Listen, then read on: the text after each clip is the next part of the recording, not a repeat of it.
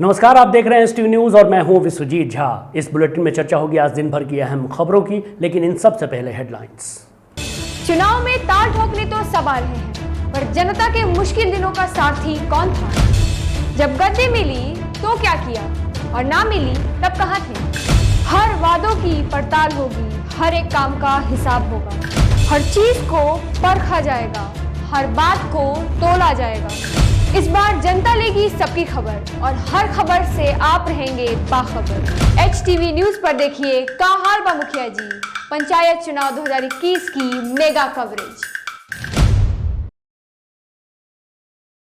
राष्ट्रपति रामनाथ कोविंद पहुंचे पटना। राज्यपाल, मुख्यमंत्री सहित कई गणमान्य लोगों ने हवाई अड्डे पर किया स्वागत। चौथे चरण का पंचायत चुनाव शांतिपूर्ण माहौल में हुआ संपन्न। केसरिया और ढाका के विभिन्न बूथों पर उत्साहित दिखे मतदाता। बढ़ते पेट्रोल और डीजल के दाम से आम लोग परेशान। पूर्वी चंपारण में पेट्रोल 111 और डीजल 103 के पार।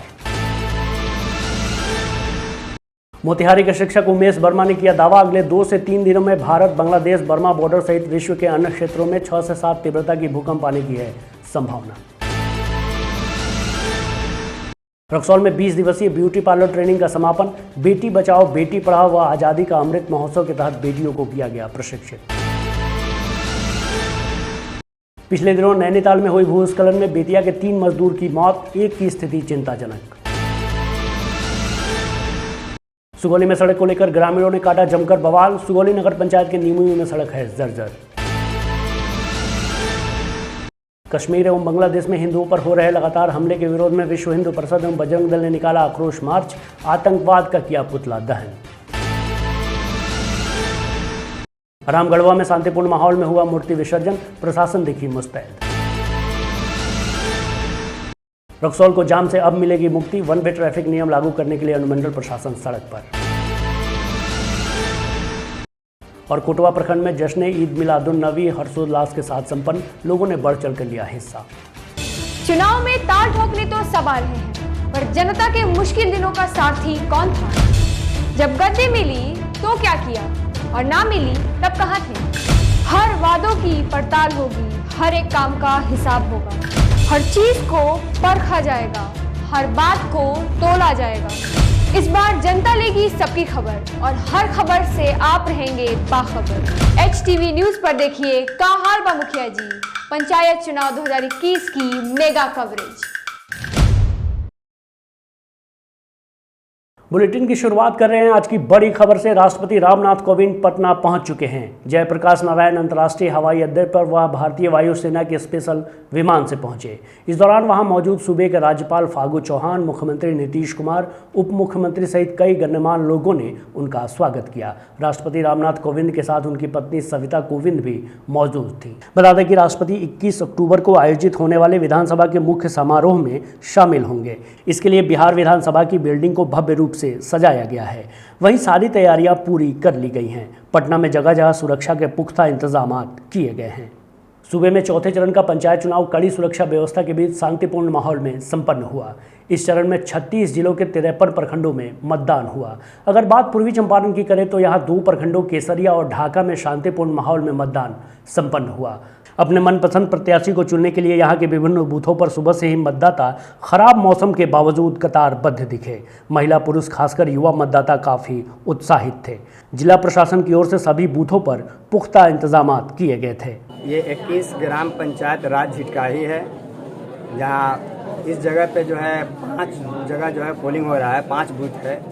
सुबह 7 बजे से बहुत ही अच्छे से शांतिपूर्ण जो है लेडीज जेंट्स सब जो है वोट दे रहे हैं। वहीं इस दौरान हमारे संवाददाता रणधीर कुमार ने जिला निर्वाचन पदाधिकारी सह जिलाधिकारी शीर्षद कपिल अशोक से विशेष बातचीत की। देखिए। Free fair transparent and peaceful मतदान, यही इलेक्शन कमीशन राज्य निर्वाचन आयोग का निर्देश है। तो इसके लिए सर्वप्रथम जो है जो हमारा ईवीएम से रिलेटेड इस बार जो पोलिंग हो रहा है, ये एक अभूतपूर्व मुकाम है इलेक्शन जो पंचायत का होता है उसमें। फर्स्ट टाइम 4 पदों के लिए जो है ईवीएम से हो रहा है।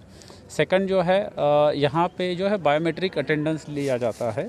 जो वोटर्स की पहचान जो है, ताकि जो है इम्पर्सनेशन के इश्यूज जो है हमारे यहाँ पे नहीं प्राप्त हो। तो ये एक अच्छा यहाँ पे ट्रांसपेरेंसी के लिए ये किया गया है। फोर्स डिप्लॉयमेंट भी जो है सेंसिटिविटी एनालिसिस, जो क्रिटिकल बूथ्स वगैरह आइडेंटिफाई किया गया है उसके हिसाब से किया जा रहा है। इंडिपेंडेंट ऑब्जर्वर्स भी यहाँ पे आए हुए आप देख रहे होंगे, उनका भी अपना अलग से स्टडी हो रहा है।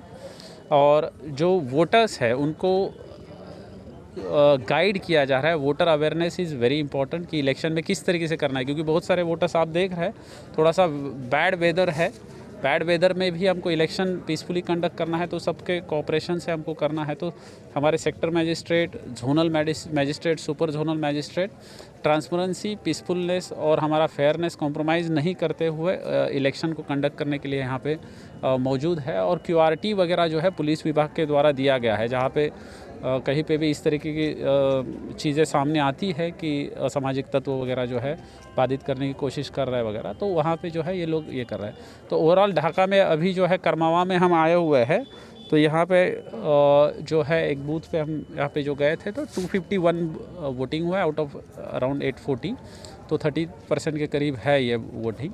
देश भर में बढ़ते पेट्रोल डीजल के दामों से आम लोग परेशान हैं। लगातार पेट्रोल डीजल का दाम आसमान छू रहा है।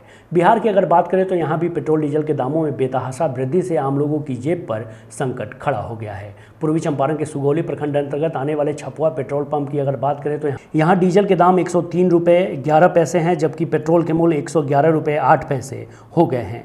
लगातार बढ़ रहे पेट्रोल और डीजल के दाम पर आम लोगों की क्या प्रतिक्रिया है, देखिए ग्राउंड जीरो से यह रिपोर्ट। पेट्रोल और डीजल के लगातार बढ़ रहे दाम की वजह से आम आदमी की जेब पर बुरा असर पड़ रहा है।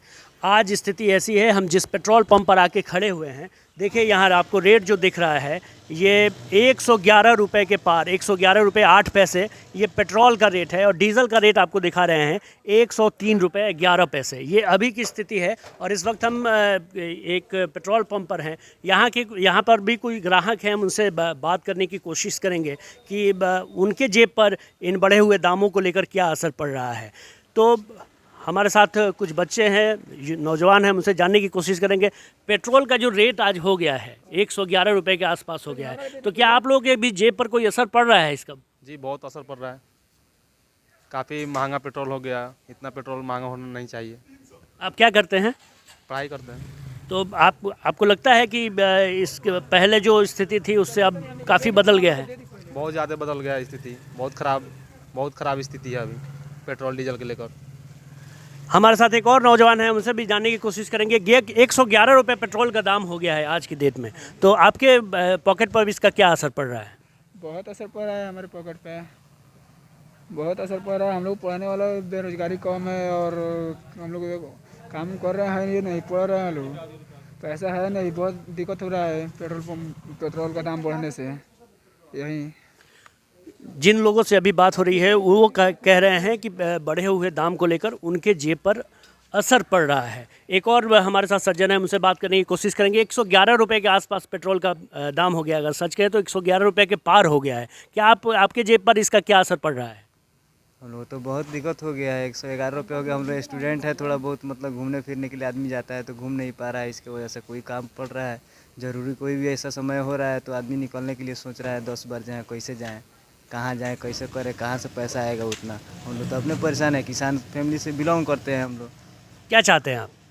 क्या चाहते हैं हर चीज़ में, मतलब हम लोगों के हिसाब से अगर रोज़गार नहीं है, आदमी के पास कोई नौकरी, कोई सरकारी मतलब ऐसा जॉब, कोई ऐसा बढ़िया पर्सनालिटी के हिसाब से है नहीं कि आदमी कुछ कर पाए। अब उस हिसाब से पैसा हम लोग के पास है नहीं कि हम लोग करते। इसके लिए मांग है कि रेट कम हो हर चीज़ का। अभी आप कितने रुपए का पेट्रोल खरीदेंगे? अभी तो 111 रुपये तो चलिए रहे, 111.8 है, तब उतना का तो 1 लीटर हो रहा है। अब 1 लीटर कितना चलेगा? एक और सज्जन है, ये बॉटल लेकर आए हैं। पेट्रोल खरीदेंगे आप? जी डीजल खरीदेंगे। डीजल का भी जो रेट है वो 103 रुपये 11 पैसे है।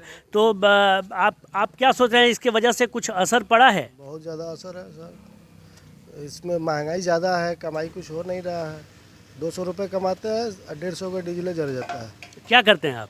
हम लोग ऑटो चलाते हैं। अच्छा, ऑटो चलाते हैं। तो कितना डीजल खरीदेंगे अभी आप? अभी तो पैसा है नहीं, 110 रुपये का लेंगे, एक साइड जाएगा, ख़त्म हो जाएगा। पहले क्या होता था इतने डीजल में? इतने डीजल में तो पहले 200-400 रुपये कमा लेते थे, अब नहीं हो रहा है। अब बस 100 रुपये का डीजल जलता है तो 50 रुपये इनकम होता है। 100 रुपये का डीजल जलता है और 50 रुपये इनकम होते हैं, ये स्थिति है। चूँकि ऑटो चालक थे, ये बता रहे थे कि पहले 2 ट्रिप कर लेते थे, चूँकि जो इनकी दूरी होगी उसके हिसाब से ये आकलन कर रहे हैं, अब थोड़ी सी मुश्किल हो रही है। आपके जेब पर क्या असर पड़ा है बढ़े हुए पेट्रोल और डीजल के दामों को लेकर? बहुत सारा असर पड़ा है सर, बहुत दिक्कत है। क्या चाहते हैं? चाहते हैं कि सस्ता होए, महंगाई बहुत भागा जा रहा है, और सस्ता होए तब ना हम लोग चलेगा काम, नहीं तो नहीं चलेगा। एक और है, देखिए ये छोटे छोटे रेडियो का सामान खरीद के संभवतः जा रहे होंगे। हम बात करने की कोशिश करेंगे कि बढ़े हुए पेट्रोल को लेकर इनके जेब पर क्या असर पड़ रहा है। असर पड़ रहा है महंगाई के चलते सर, महंगा हो गया है, इसीलिए हम लोग गाड़ी भी नहीं चला पा रहे हैं। छोटा मोटा बिजनेस करने में दिक्कत पड़ रहा है। ये क्या थोक आप दुकानदार हैं या खुदरा दुकानदार हैं? खुदरा दुकानदार है। ये आप खरीद के कहाँ लेके जाएंगे आज? घर पे। कहाँ घर पड़ता है आप? श्रीपुर, टोला धर्मपुर। अच्छा, तो पहले और अब में जब दाम थोड़े से बढ़े हुए हैं तो उसमें क्या असर पड़ा है पेट्रोल की खरीदारी को लेकर? खरीदारी को लेकर असर पड़ा है कि हम लोग गाड़ी नहीं ठीक से चला रहे हैं, बिजनेस करने में भी कुछ दिक्कत है। पेट्रोल 111 रुपये के पार हो गया है, तो क्या लगता है कि आपकी जेब पर भी इसका कोई असर पड़ा है? बहुत असर पड़ा है। ये सरकार में खाली पेट्रोल और डीजल के लेकर हम लोग मोटरसाइकिल नहीं चला पा रहे हैं, किसान को बहुत बर्बादी हो रहा है। ये पीछे आपके हम देख रहे हैं, क्या है ये? चारा है। चारा मवेशियों के लिए? हाँ। तो ये कहाँ से लेके आ रहे हैं? ले आ रहे हैं हम बहुत दूर से, कंछदवा से खरीद के ला रहे हैं। खरीद के ला रहे हैं? किस वजह से? बाढ़ के लेकर। बाढ़ में मतलब फसल बर्बाद हो गया इस वजह से? अब मवेशियों के लिए चारा खरीदा। हाँ। कितने रुपए में खरीदे हैं ये? 300 रुपये में। लोगों के ऊपर भी इसका कोई असर पड़ा है? बहुत असर पड़ा है। क्या चाहते हैं? थोड़ा सस्ताई। पहले से अब में क्या दिक्कत है? दिक्कत नहीं है, इतना महंगाई बढ़े दिक्कत नहीं होगा। तो क्या इससे जो पैसेंजर्स आप लोगों को मिलते थे उनमें भी कमी आई है या फिर? बहुत कमी आई है कि बहुत कमी आई है पैसेंजर में। तो क्या आप क्या चाहते हैं कि 100 से नीचे हो जाएगा तो कुछ सुविधा मिलेगा आपको? बहुत सुविधा मिलेगा। 111 रुपये हो गया है। क्या आपको लगता है कि वो जेब पर कोई असर पड़ा है? बहुत असर है सर, बहुत असर है। ऐसे बहुत महंगा तेल हो गया, क्या गाड़ी घोड़ा चलेगा। क्या करते हैं आप? हम काम करते हैं, किसान के काम करते हैं। कितने रुपए का पेट्रोल लिया आज आपने? 120 रुपये का। तो कितना दिन ये चलेगा? 2 दिन से 3 दिन। पहले कैसा होता था? पहले तो तेल ज़्यादा मिलता था, ज़्यादा चलता था गाड़ी, अब तो कम चल रहा है, इसके चलते चल रहा है। 111 रुपये हो गया है जी, पेट्रोल 111 रुपये हो गया है, तो इसका कोई असर पड़ा है आप लोगों पर? जी। क्या आपको लगता है? महंगी बुझाता है किसान इंसान। तो का चाहता नहीं पहले जगह होते रहे उसे अब कोई का दिक्कत होता है? दिक्कत है क्या, कम चलता है, जो वाला रहता है तेल, ये अपन तन में काम होता है, छापा सुबह लिया जाता है। और काम कैसे होता है? अरे काम को दिक्कत से होता है, पैसा दिक्कत बा, जैसे पेट्रोल कम हो। क्या लगता है, आप तो रोज आने जाने वाले लोग हैं, चूँकि दूध की सप्लाई आप करते हैं, क्या असर पड़ा है इसका आपके ऊपर? असर तो बहुत पड़ा है कि जो हम लोग कमाते हैं 200-300 दिन भर में, सुबह 4 बजे से लेकर सुबह रात में 8 बजे तक, और 100-200 का पेट्रोल जल जाता है। 100 रुपये दिन में बचता है, हम खाएंगे क्या, कमाएंगे क्या? तो पहले कितने का पेट्रोल आप लेते थे? पहले लेते थे 70-80 रुपये का लेते थे, घर चल जाता था। अब 150 का लेना पड़ता है, तब जाकर हमारा होता है। यहाँ पूरा गांव घूमते हैं, अब पहले 70-80 रुपये में हो जाता था, अब बहुत कठिनाई हो गया है।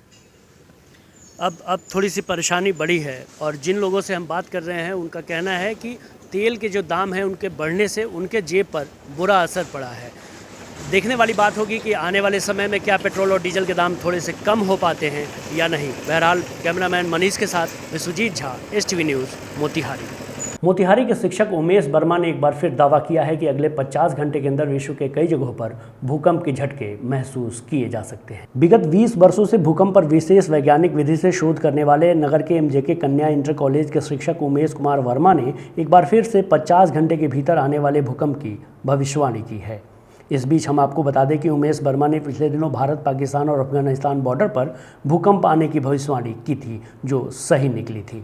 एसटीवी न्यूज़ को उन्होंने बताया कि उनका पूर्वानुमान है कि अगले 50 घंटे के भीतर उत्तर पूर्व गोलार्ध में 22 अक्टूबर तक और केंद्रीय अमेरिका व प्रशांत महासागर क्षेत्र में 5 से 6 तीव्रता का भूकंप, 48 घंटे के बाद 6+M रिक्टर पैमाने पर भूकंप जापान व अलास्का में भूकंप आने की संभावना जताई जा रही है। उनका पूर्वानुमान है कि अगले 50 घंटे में उत्तर पूर्व गोलार्ध में 22 अक्टूबर तक और केंद्रीय अमेरिका व प्रशांत महासागर के क्षेत्र में 5 से 6 तीव्रता का भूकंप, 48 घंटे के बाद 6+M रिक्टर पैमाने पर जापान व अलास्का में भूकंप आने की संभावना है। अगर यहाँ भूकंप नहीं आता है तो इसके 72 घंटे बाद भारत, बर्मा और बांग्लादेश बॉर्डर पर 6 से 7M तक की भूकंप आने की उम्मीद की जा सकती है। 96 घंटे बाद उत्तर पूर्व और उत्तरी गोलार्ध के साइबेरियन रीजन में 6 से 7 तीव्रता तक के भूकंप आने की संभावना है। गौरतलब है कि विगत 1 वर्ष से उत्तर बिहार के मुख्य टीवी चैनल एवं विभिन्न पत्र पत्रिकाओं में उमेश वर्मा की सफल भविष्यवाणी प्रकाशित होते आ रहे हैं, लेकिन अभी भी केंद्र सरकार और बिहार सरकार का ध्यान इनके तरफ महत्वपूर्ण सफल पूर्वानुमान की ओर नहीं गया है, ना ही इन्हें अब तक कोई सरकारी सुविधा ही प्राप्त हुई है। 47वीं वाहिनी सशस्त्र सीमा बल रमगढ़वा कैंप पंटोका रक्सौल द्वारा मानव संसाधन विकास के कार्यक्रम के तहत सीमावर्ती इलाकों से बेटी बचाओ बेटी पढ़ाओ व आज़ादी का अमृत महोत्सव के अंतर्गत 10 महिला युवतियों का चयन कर 20 दिवसीय ब्यूटी पार्लर ट्रेनिंग का शुभारंभ वाहिनी मुख्यालय पंटोका में किया गया। प्रशिक्षण का संचालन Rama foundation Dumaliya ward number 9 Bagaha branch Raxaul पूर्वी चंपारण द्वारा कराया गया था, जिसका आज समापन हो गया। कार्यक्रम का समापन प्रियव्रत शर्मा कमांडेंट 47वीं वाहिनी द्वारा किया गया। मौके पर कमांडेंट द्वारा सभी प्रशिक्षुओं को प्रशिक्षण प्रमाण पत्र व मेकअप किट दिया गया और उनके उज्जवल भविष्य की कामना की गई। समापन के दौरान प्रियव्रत शर्मा कमांडेंट ने कहा कि प्रशिक्षण का उद्देश्य सीमावर्ती क्षेत्र के बेरोजगार महिला युवतियों को व्यावसायिक प्रशिक्षित कर स्वरोजगार हेतु स्वावलंबी बनाना है, ताकि सीमांत क्षेत्र में रहने वाले महिला युवतियों को रोजगार के कम साधनों की वजह से परेशान न होना पड़े। साथ ही हमारे देश के प्रधानमंत्री नरेंद्र मोदी जी के स्वरोजगार बढ़ाने के सपने को साकार कर सकें। सुगौली नगर पंचायत निमुई के वार्ड नंबर 11 में सड़क की मरम्मत ठीक से नहीं होने के चलते कई जगहों पर सड़क गड्ढे में तब्दील हो गया है, जिससे आवागमन बाधित हो रहा है, जिसको लेकर लोगों ने बुधवार को जमकर बवाल काटा। उक्त रास्ते से लोगों का आना जाना मुश्किल हो गया है। लोग अपने वाहन को ले जाने में भी कतराते हैं। अक्सर लोग वाहन को ले जाने के क्रम में सड़क पर ही गिरकर जख्मी हो जाते हैं और उन्हें गहरी चोट आ जाती है। काफ़ी कठिनाइयों से लोगों को मजबूरी में आना जाना पड़ता है। सही ढंग से सड़क की मरम्मत नहीं होने की वजह से काफ़ी दिक्कतें आ रही हैं। उक्त सड़क थाना होते हुए मुख्य बाजार को जाती है। स्थानीय लोगों से हमारे संवाददाता मुन्ना कुशवाहा ने बात की तो लोगों ने बताया कि रोड की मरम्मत के समय उस पर ईंट का रोड़ा डालकर मरम्मत कराया गया होता तो यह दिन देखना नहीं पड़ता, लेकिन वहां केवल मिट्टी डाल दिया गया, जिससे लोगों को आए दिन कठिनाई हो रही है। पश्चिम चंपारण जिले से बड़ी खबर है, जहां साठी थाना क्षेत्र के बेलवा गांव के 3 लोगों की मौत पिछले दिनों नैनीताल में हुई भूस्खलन में हो गई है। बताया जा रहा है कि उत्तराखंड के नैनीताल मुक्तेश्वर में लगातार बारिश होने के कारण मंगलवार की सुबह पहाड़ खिसकने और मकान ध्वस्त होने के कारण सो रहे 7 लोग दब गए, जिसमें 3 साठी थाना क्षेत्र के बेलवा गांव के मजदूर हैं, वहीं एक जोगापट्टी थाना के मच्छरगांवा का है। इस दैवीय कहर में पश्चिम चंपारण के 3 लोगों की मौत हो गई है। वहीं एक मजदूर के घायल होने की भी खबर है, जिसका इलाज वहां के प्रशासन द्वारा कराया जा रहा है। घटना की खबर मंगलवार की सुबह लगभग 9 बजे दूरभाष पर साठी बेलवा गांव मृतक के परिजनों को मिली।